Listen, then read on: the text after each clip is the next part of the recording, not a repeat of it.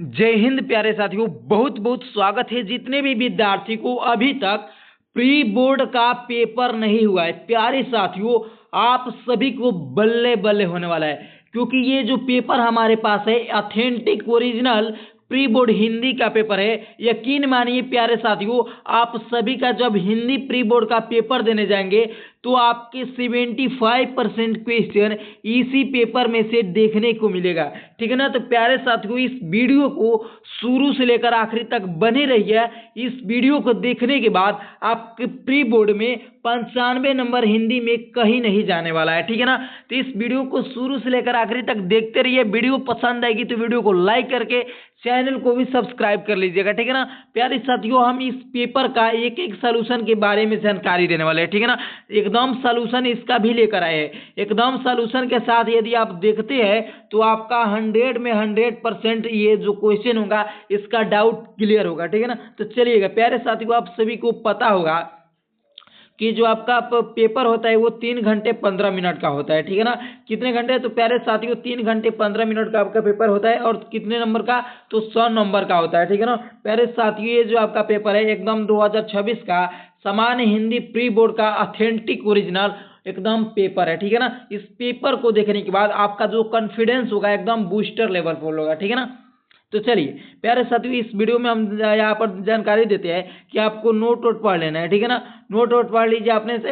यहाँ पर आप सभी को पता होगा कि 3 घंटे 15 मिनट जो आपका समय मिलता है प्यारे साथियों, उसमें से 15 मिनट जो मिलता है इस पेपर को पढ़ने के लिए मिलता है और 3 घंटे में इस पेपर को हल करने के लिए मिलता है। ठीक है ना। इतना तो आप सभी लोगों को जानकारी होगा ही, हम उम्मीद करते हैं। ठीक है ना। प्यारे साथियों यहाँ पर आप सभी लोग देख सकते हैं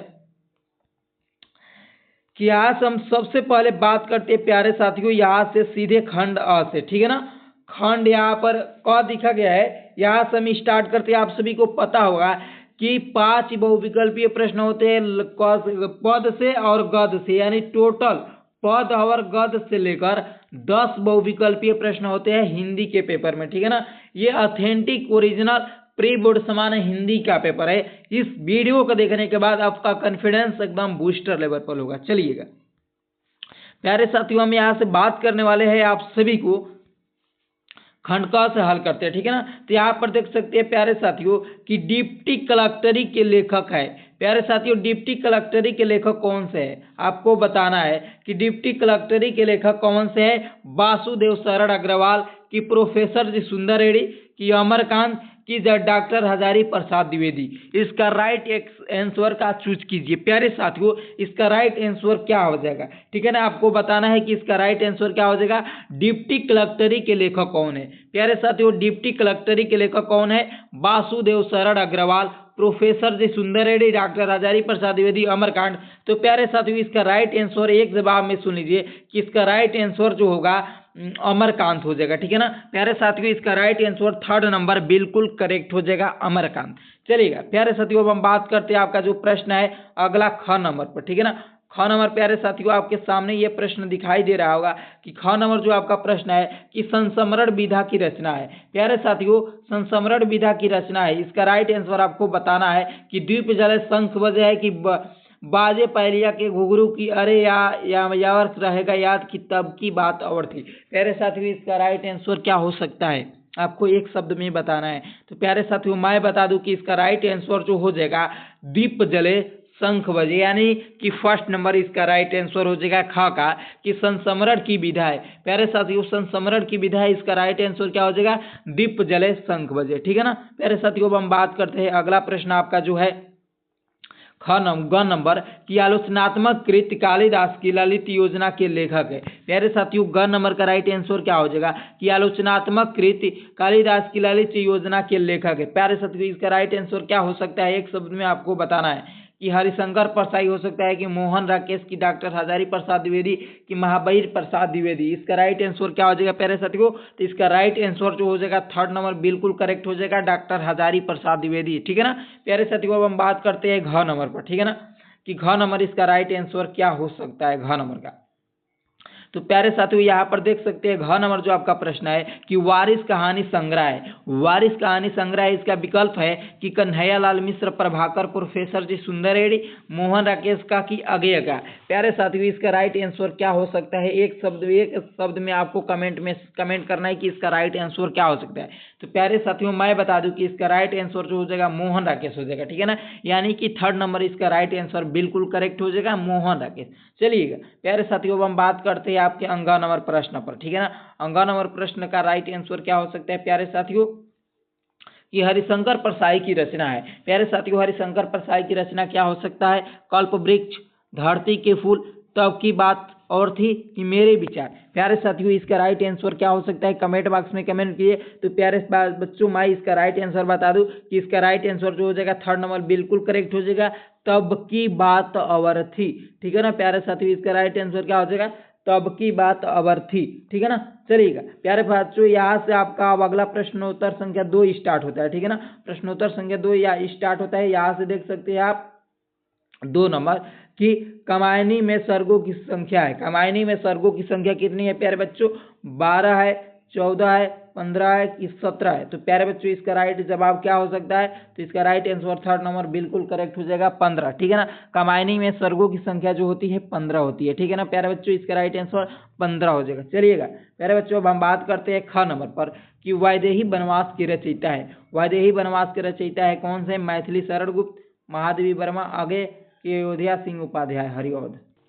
चलिएगा तो इसका राइट आंसर क्या हो जाएगा? तो इसका राइट आंसर एक शब्द में हो जाएगा अयोध्या सिंह उपाध्याय, हरिऔध। यानी कि फोर्थ नंबर जो होगा इसका राइट आंसर करेक्ट हो जाएगा। चलिएगा अब अगला बात करते हैं ग नंबर पर कि तार सप्ताह का प्रकाशन वर्ष है। तार सप्ताह का प्रकाशन वर्ष कितना हो जाएगा? सन 1951 की, सन 1959, सन 1978 की, सन 1987।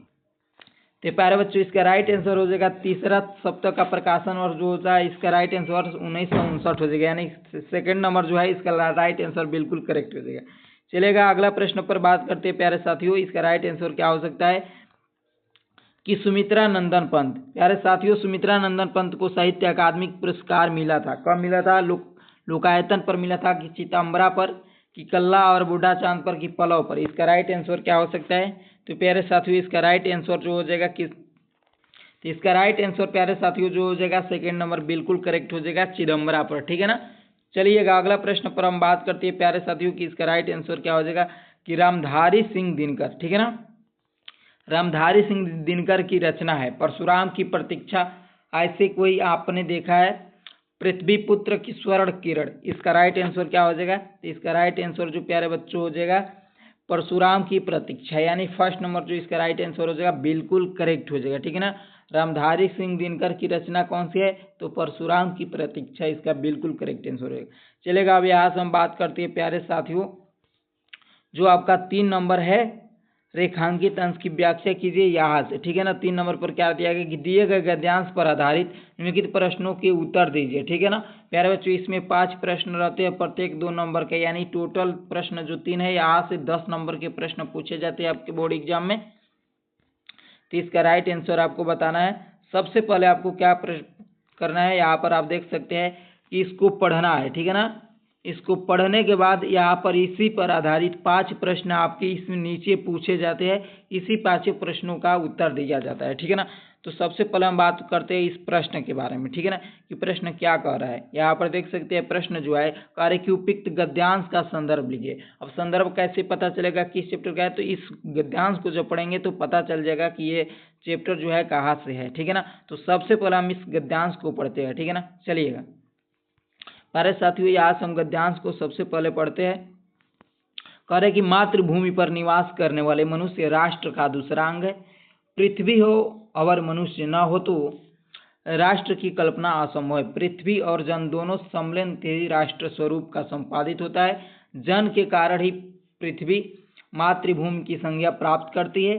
पृथ्वी माता है और जन सच्चे अर्थों में पृथ्वी का पुत्र है, ठीक है ना। यहाँ से देख सकते हैं कि माता भूमि पुत्र एवं पृथ्व्या, यहाँ से है कि भूमि माता है, मैं उसका पुत्र हूँ। जन के हृदय में इस सूत्र का अनुभव ही राष्ट्रीयता की कुंजी है और इसी भावना से राष्ट्र निर्माण के अंकुर उत्पन्न होते हैं। प्यारे साथियों इसका मैं सलूशन दिखा देता हूँ आपको कि इसका राइट आंसर क्या हो जाएगा। सबसे पहले हम इस प्रश्न को भी पढ़ लेता हूँ एक बार। यहाँ से कह रहा है कि संदर्भ है, इसको बताना है। और दूसरा नंबर में कह रहा है कि लेखक ने राष्ट्र का दूसरा अंक किसी का है। थर्ड नंबर प्रश्न है कि राष्ट्र का स्वरूप कैसे संपादित होता है। और फोर्थ नंबर है लेखक के अनुसार राष्ट्रीयता की कुंजी क्या है। गद्यांश के रेखांकित अंश की व्याख्या कीजिए। ठीक है ना। तो चलिए इसका हम उत्तर के बारे में बात करते हैं प्यारे साथियों कि इसका राइट आंसर क्या हो सकता है। तो यहाँ पर मैंने इसका उत्तर लिख कर लेके आया एकदम लिखित फॉर्म में। यहाँ पर देख सकते हैं कि आपको सबसे पहले इसको इंडिकेट करना है मातृभूमि पर निवास डॉट डॉट याद है। ठीक है ना। और शुरुआत के 2 से 3 वर्ड आपको लिख लेना है और अंतिम के 2 से 3 वर्ड लिख लेना है, ताकि एग्जामिनर को पता चले कि आप कौन से गद्यांश को हल किए। ठीक है ना। क्योंकि गद्यांश आप में 2 दिया आता है और दोनों में से आपको इस तरह इंडिकेट करेंगे तो अभी एग्जामिनर को पता चलेगा कि आप कौन सा गद्यांश को हल किए है। ठीक है ना। इतना करने के बाद यहाँ से प्रश्न नंबर पहला देख सकते हैं प्यारे साथियों कि यह गद्यांश, ठीक है ना, यह गद्यांश हमारी पाठ्य पुस्तक हिंदी के राष्ट्र का स्वरूप नामक पाठ से लिया गया है, जिसे लेखक वासुदेव शरण अग्रवाल है। ठीक है ना। इसका यही संदर्भ में लिख देंगे। ठीक है ना। संदर्भ में क्या लिख देंगे प्यारे साथियों, एक बार देख लीजिए कि संदर्भ में क्या लिखना है। तो यह गद्यांश हमारी पाठ्य पुस्तक हिंदी के राष्ट्र का स्वरूप नामक पाठ से लिया गया है, जिसके लेखक वासुदेव शरण अग्रवाल है। चलिएगा अब अगला प्रश्न पर बात करते हैं 2 नंबर पर कि मातृभूमि पर निवास करने वाले मनुष्य जन राष्ट्र का दूसरा अंग है। ठीक है ना। उसमें पूछा था कि राष्ट्र का दूसरा अंग कौन सा है, तो इसका राइट आंसर हो जाएगा मातृभूमि पर निवास करने वाले मनुष्य जन यानी राष्ट्र का दूसरा अंग है। इतना लिख देंगे, आपको 4 नंबर बिल्कुल करेक्ट हो जाए, पहला से 2 नंबर, यहाँ से 2 नंबर। ठीक है ना। चलिएगा आप थर्ड नंबर प्रश्न आपका क्या है प्यारे बच्चों कि पृथ्वी और जन दोनों के सम्मिलन समन्वय से ही राष्ट्र का स्वरूप संपादित होता है। प्रश्न में पूछा था कि कैसे राष्ट्र का समन्वय संपादित होता है, तो इसका सही जवाब यही दे देंगे कि पृथ्वी और जन दोनों के सम्मिलन यानी समन्वय मिलने से ही राष्ट्र का स्वरूप संपादित होता है। प्यारे साथियों अब अगला प्रश्न पर हम बात करते हैं यहाँ से 4th नंबर पर कि जन के हृदय में भूमि माता है और मैं उसका पुत्र हूँ, इस सूत्र का अनुभव ही राष्ट्रीयता की कुंजी है। ठीक है ना। इतना जवाब दे देंगे, आपका फुल में फुल नंबर करेक्ट मिल जाएगा। अब हम प्यारे साथियों 5 नंबर पर प्रश्न पर बात करते हैं कि रेखांकित अंश की व्याख्या कह रहा था कि रेखांकित अंश की व्याख्या कीजिए। ठीक है ना। रेखांकित अंश की व्याख्या करना है। मैं यहाँ से बता दूं कि इसका राइट जवाब क्या हो सकता है, इसका राइट आंसर क्या हो सकता है। तो सबसे पहले आपको क्या करना है, हेडिंग डाल लेना है रेखांकित अंश की व्याख्या। ठीक है ना। रेखांकित अंश की व्याख्या आपको सबसे पहले हेडिंग डालना है और लिखेंगे कि पृथ्वी माता है और जन सच्चे अर्थों में पृथ्वी है। ठीक है ना। इतना लिखने के बाद उनका मैं पुत्र हूँ और यह बताता है कि भूमि की मनुष्य के बीच माँ बेटे का अटूट और पृथ्वी रिश्ता है। यह भावना राष्ट्रीयता की नींव है, जिससे बिना राष्ट्र की कल्पना असंभव है। इतना लिख देंगे, आपके गद्यांश जो होगा 10 नंबर बिल्कुल करेक्ट मिल जाएगा। चलिएगा अब अगला प्रश्न के बारे में बात करते हैं। तो अगला प्रश्न आपका क्या था प्यारे बच्चों, यहाँ से आपका अगला जो होता है पद्यांश आ जाएगा। ठीक है ना। 4 नंबर प्रश्न आ जाता है। यहाँ पर देख सकते हैं ये जो था तीसरा का तो हल कर दिया हमने। अब तीसरा का हल करने के बाद अब बात करते हैं हम यहाँ से, इसी तीसरा में आपको अथवा में भी दिया होता है। यदि आपका पहला नहीं पता है तो अथवा वाला पता है तो अथवा वाला भी कर सकते हैं। आपको प्रश्नोत्तर संख्या के सामने अथवा वाला डालकर हल कर देंगे इंडिकेट करके इसको। चलेगा अगला बात करते हैं यहाँ से आपको पद के बारे में। ठीक है ना। यहाँ से देख सकते हैं कि पद्यांश 4 नंबर पर पूछे जाते हैं। प्यारे साथियों 4 नंबर पर आपके क्या पूछे जाते हैं, तो 4 नंबर पर पद्यांश पूछे जाते हैं कि दिए गए पद्यांश पर आधारित प्रश्नों का उत्तर दे दिए। इसमें भी 5 प्रश्न होते हैं, प्रत्येक 2 नंबर का, यानी टोटल इंटू करेंगे तो आपको 10 नंबर के यहाँ से भी प्रश्न पूछा जाता है आपके एग्जाम में। चलेगा तो सबसे पहले हम बात करते हैं प्यारे बच्चों की, इसको पढ़ लेते हैं। यहाँ पर देख सकते हैं कि मैं जो इसका सलूशन लेकर आया हूँ इस पद्यांश का लेकर आया हूँ। ठीक है ना। यहाँ पर देख सकते हैं लजा शिला पथिक महिला, यानी लजा शिला पथिक महिला जो कहीं दृष्टि आवे, होने देना विकृत बसना तो न तो सुंदरी को, जो थोड़ी सी शरामित वह गोदलेस अश्रांतिक होना, होठों और कमल मुख की मलिनता को मिटाना।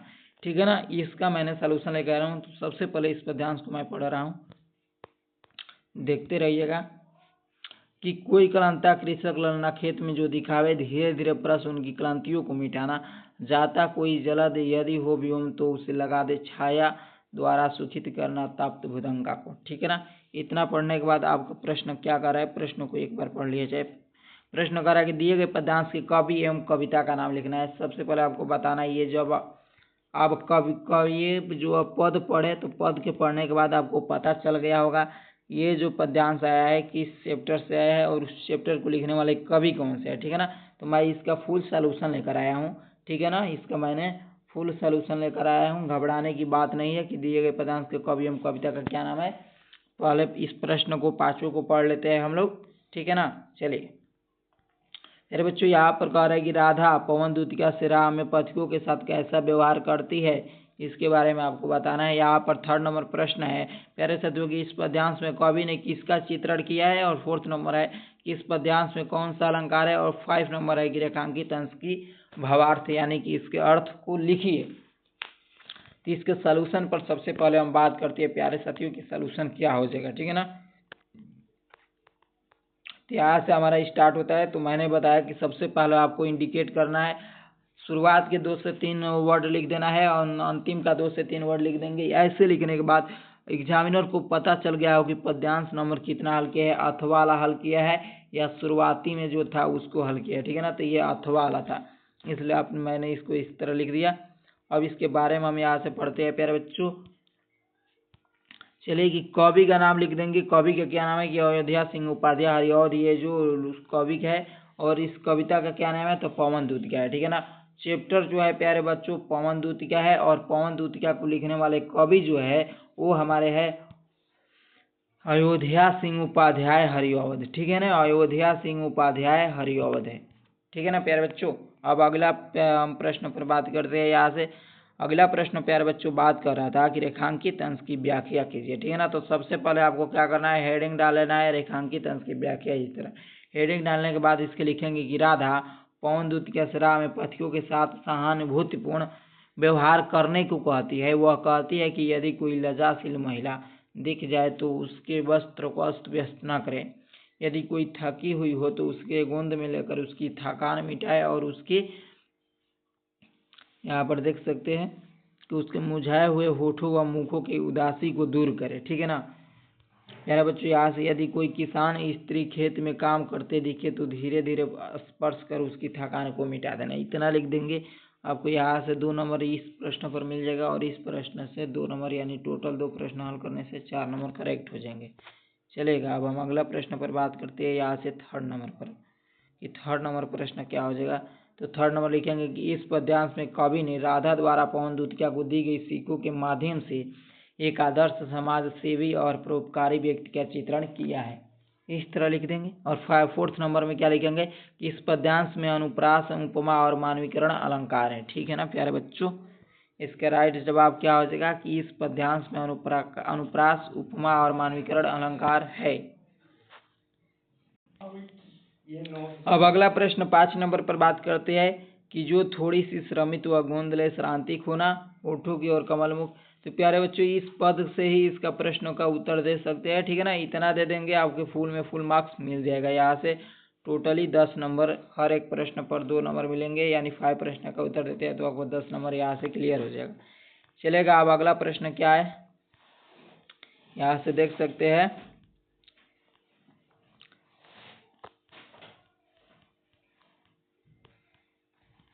कि अगला जो प्रश्न है 5 नंबर, यहाँ से कह रहा है अगला प्रश्न 5 नंबर में कि निम्नलिखित में से किसी एक लेखक का साहित्यिक परिचय देते हुए उनकी रचनाओं का उल्लेख कीजिए लगभग 80 शब्द में, ठीक है ना। अधिकतम से अधिकतम 80 शब्द में होना चाहिए। यहाँ से वासुदेव शरण अग्रवाल हो सकते हैं, डॉक्टर हजारी प्रसाद द्विवेदी और APJ अब्दुल कलाम। इन तीनों में से किसी एक पर यदि आप जीवन परिचय लिखते हैं तो आपको फुल में फुल मार्क्स मिल जाएगा, ठीक है ना। तो इन सभी का जीवन परिचय मैं नेक्स्ट वीडियो में लाने वाला हूँ। अगर इस वीडियो को लाइक करते हैं तो मैं नेक्स्ट वीडियो में इन सभी का सलूशन लेकर आऊँगा। वीडियो को लाइक और शेयर अपने दोस्तों में ज़रूर कीजिए।